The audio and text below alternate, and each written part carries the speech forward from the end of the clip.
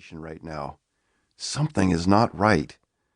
All of our machines and finely tuned processes and the massive acceleration of life's pace are starting to sound and feel a lot like a poorly loaded washing machine that goes womp, womp, womp, womp, womp, womp, womp, womp when the spin cycle takes off. Something doesn't feel right. Something is telling us that there is imbalance in the world, perhaps as a result of all of our advances. The something doesn't make sense, which is why we have a hard time paying attention to it. We have idolized the scientific method and the rational process to such a degree that anything trying to speak to us from the irrational or the symbolic is easy to ignore. It also makes us uneasy with its persistent way of appearing at the edges of our awareness, like shadow presences that flit in the corners of our eyes but disappear as soon as we look directly at them.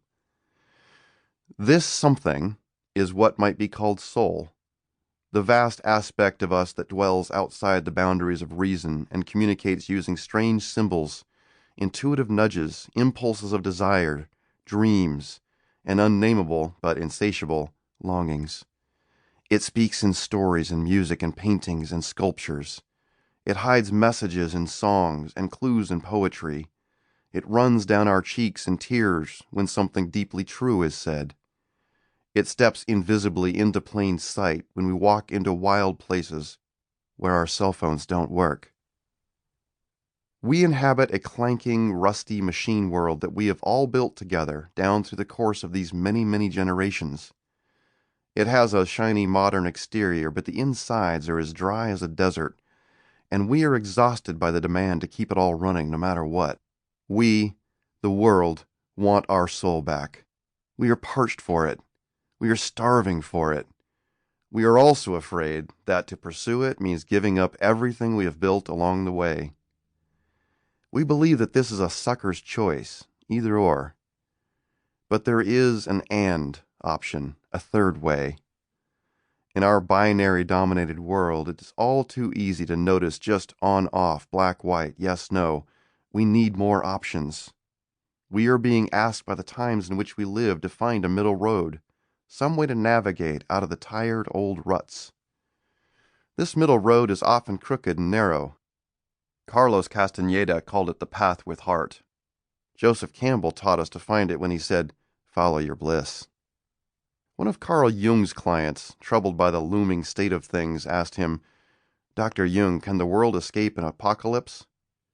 Jung replied, "If enough people do their inner work." He was describing the great journey of individual soul excavation, and this book is meant to be a signpost along the road of that adventure. A group of people has traveled this path since before time as we know it began. I call them the blessed weird people. They have been the keepers of offbeat wisdom throughout history. I say offbeat because what they have been doing has rarely followed the normal trajectory of progress. Before the machine age took hold, these creative weird people held a special place and were cared for by wealthy patrons because what they did was considered essential to human well-being. They were part of the avant-garde, leading the forward edge of progress with their paintings, poems, sculptures, symphonies, and inventions. Not all of them were the sequestered beneficiaries of the powerful, though. Looking back, there was a time when many artists were not widely separated from those who created practical things. They were often the same people. Artisans once crafted every utilitarian implement of life, the saddles and dishes and salt boxes and forks and armor and blankets and everything else. That was before we invented ways to produce the goods we need in factories. Art was intertwined with life. Artisans and craftspeople burned, stamped, or carved brands and trademarks into what they had made with their own hands as marks of pride in their work. The things they produced to be used in everyday life meant something both to those who made them and those who purchased them in ways that can't easily be understood by modern consumers who fill our houses and garages and storage units with stuff made by people in some faraway place and to whom we have no connection. My youngest brother Andrew and I talk about these things all the time, and he recently told me, "Art is what happens when we have time for something other than basic survival."